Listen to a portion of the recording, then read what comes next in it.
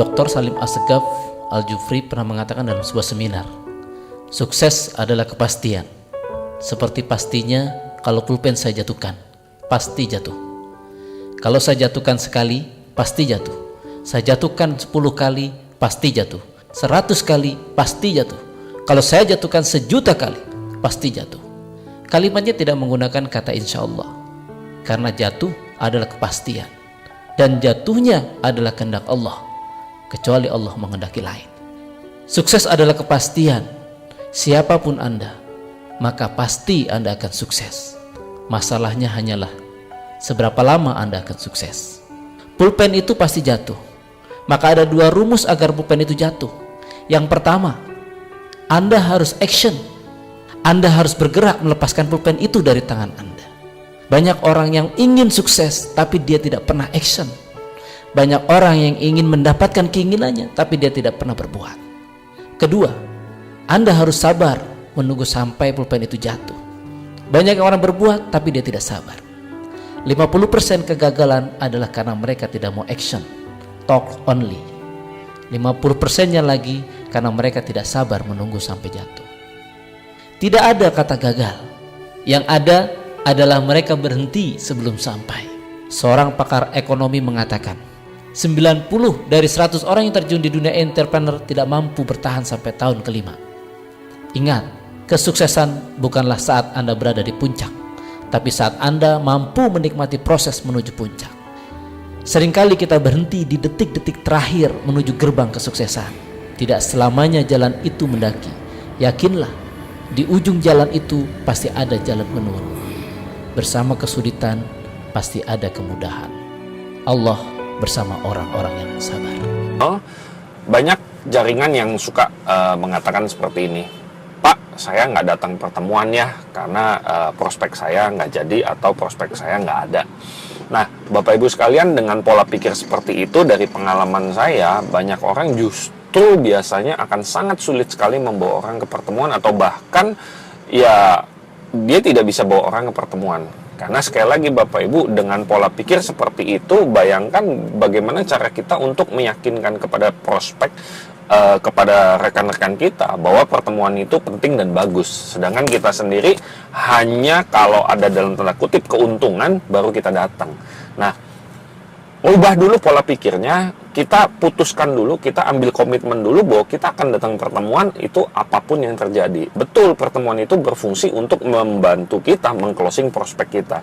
Tapi nggak hanya sampai di titik situ fungsi pertemuan. Fungsi pertemuan yang kedua adalah untuk memompa semangat kita. Kita tahu bahwa dengan kumpulan massa orang-orang yang sama-sama positif, itu akan membuat kita jauh lebih bersemangat.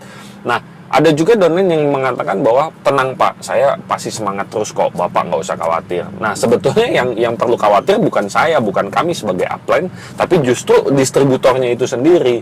Karena dari pengalaman kami, pada saat orang sudah mulai suka bolos pertemuan, sudah mulai jarang datang ke pertemuan, nah disitulah biasanya titik-titik semangat dia mulai menurun, dan sayangnya semangat itu nggak ada indikatornya. Jadi orang itu sebetulnya dia tidak begitu sadar bahwa saat semangatnya turun, nah dia nggak tahu tuh. Makanya daripada ambil resiko, menurut saya ya datanglah pertemuan rutin. Jadi setiap kali ada pertemuan ya kita rutin datang.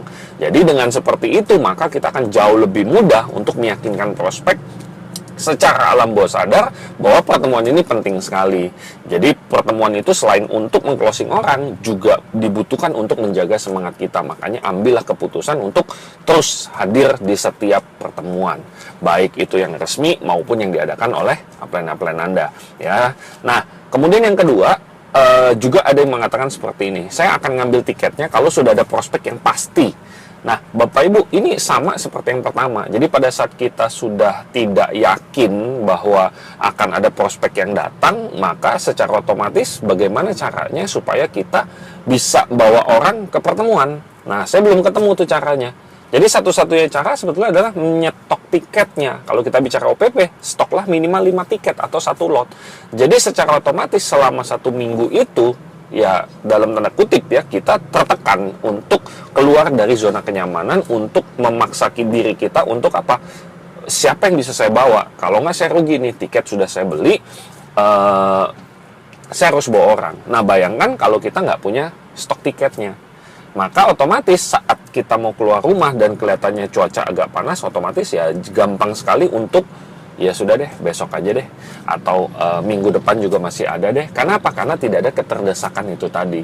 Makanya penting sekali di bisnis ini terutama kita membuat keterdesakan itu, karena kita perlu sedikit keluar dari zona kenyamanan kita. Nah, salah satunya tiket itu tadi fungsinya. Makanya Bapak Ibu kalau kita hitung-hitung ya rata-rata seluruh pertemuan OPP lot tiket itu paling makan uang 50.000 atau mungkin 70.000 ya. Dan kalau itu makan biaya seperti itu 1 minggu hanya segitu, dan itu bisa menambah semangat kita, membuat kita bisa lebih maju, mendekatkan diri kita kepada impian, ya apa salahnya kita ambil dalam tanda kutip resiko itu.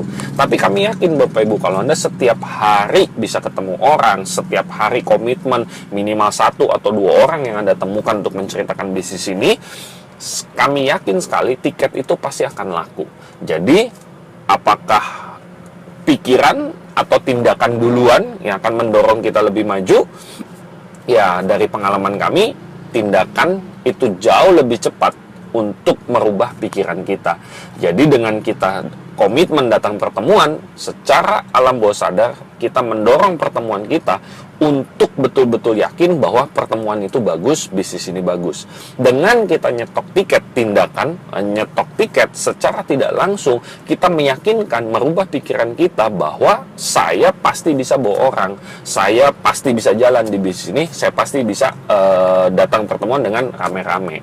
Nah, jadi pastikan Bapak Ibu sekalian percaya dengan upline Anda, apapun yang disarankan oleh upline Anda, ikuti semua. Walaupun mungkin itu sedikit berbeda dengan yang menjadi logika kita, karena kita sudah punya sistem yang bagus, tinggal diikutin semua, sadar atau tidak, secara tidak langsung kita sudah menjalankan bisnis ini dengan benar. Jadi pastikan Bapak Ibu, nomor 1 apa? Ambillah keputusan untuk datang pertemuan apapun yang terjadi, bawa atau tidak bawa prospek. Terus yang kedua, stoklah selalu tiket minimal 1 lot setiap minggu. Apakah saat Anda yakin bisa bawa orang ataupun saat tidak yakin bawa orang. Karena saat tidak yakinlah justru Anda harus stok tiketnya. Supaya apa? Anda tertekan. Oke?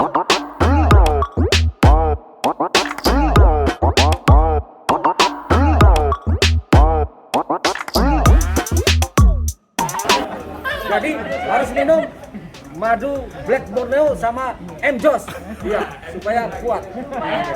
Keluar madunya. Keluar madunya. Ya. Jadi semoga sehat dan happy. Oke, Bang Jos. Oke.